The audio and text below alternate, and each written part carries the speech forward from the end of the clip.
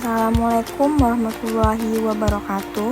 Perkenalkan, nama saya Harizatun-Nisa dari kelas 2D dengan NIM 2386206118 dalam mata kuliah Pendidikan IPS SD. Halo teman-teman, apa kabar? Pada video kali ini, saya akan membahas mata pelajaran Ilmu Pengetahuan Alam dan Sosial pada bab 1 tentang tumbuhan sumber kehidupan di bumi.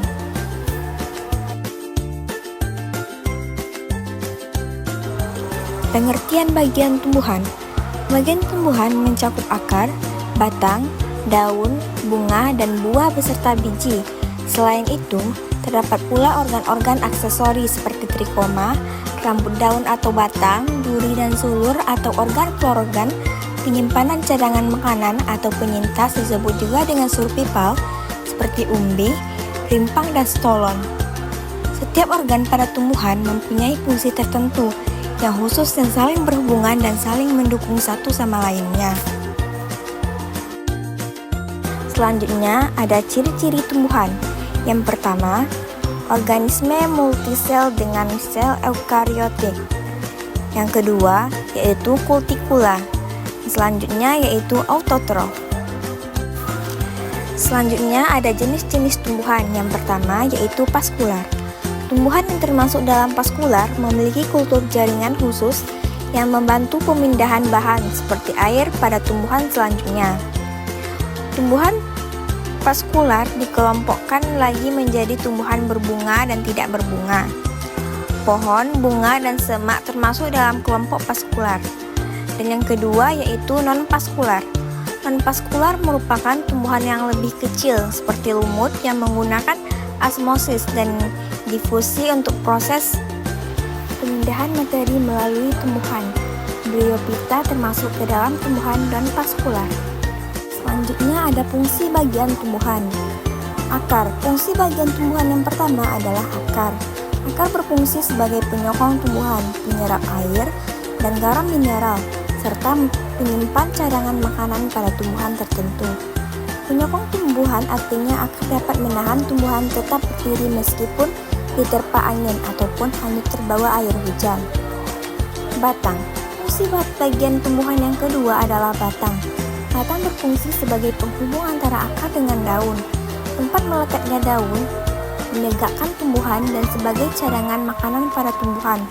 Tidak hanya itu, batang juga berfungsi sebagai jalur distribusi sari-sari makanan hasil fotosintesis untuk disebarkan ke seluruh bagian tumbuhan.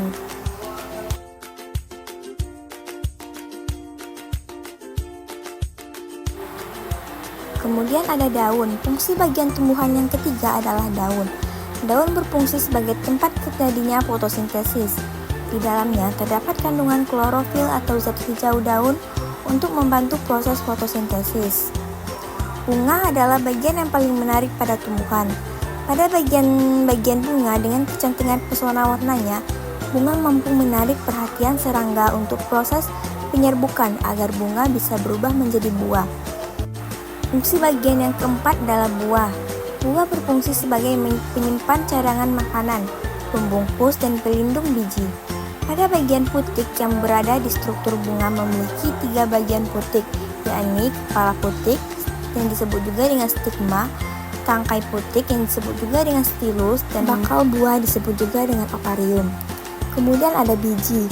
Biji dibedakan menjadi 2, yakni biji terbuka dan biji tertutup. Biji terbuka atau gimnosperma merupakan tumbuhan dengan biji tidak tertutup bakal buah. Adapun biji tertutup atau angiosperma merupakan tumbuhan yang bijinya tertutup dan memiliki bunga. Selanjutnya ada jenis-jenis daun. Yang pertama daun menyirip, yang kedua daun menjari, yang ketiga daun melengkung, dan yang terakhir ada daun sejajar. Struktur organ tumbuhan. Struktur akar. Bagian akar terbagi menjadi struktur luar dan struktur dalam. Struktur luar, akar terdiri atas tudung akar, batang akar, percabangan akar hanya pada dikotil dan bulu-bulu akar. Sementara itu, struktur bagian dalam akar, anatomi akar, terbentuk oleh jaringan epidermis, korteks, endodermis, dan stele atau silinder pusat atau empulur. Bagian-bagian akar tersebut tersusun berurutan dari luar ke dalam. Struktur batang. Kulit luar memiliki dinding luar, sel-sel yang menyebol dan bermodifikasi menjadi rambut-rambut halus, duri dan lentisel. Kulit pertama terletak di sebelah dalam epidermis, tersusun dari jaringan parenkim dan jaringan penunjang. Kulit dalam merupakan batas antara korteks dan stele, biasanya disebut floterma yang mengandung amilum atau sarung tepung. Silinder pusat tersusun dari jaringan parenkim yang membentuk empulur batang.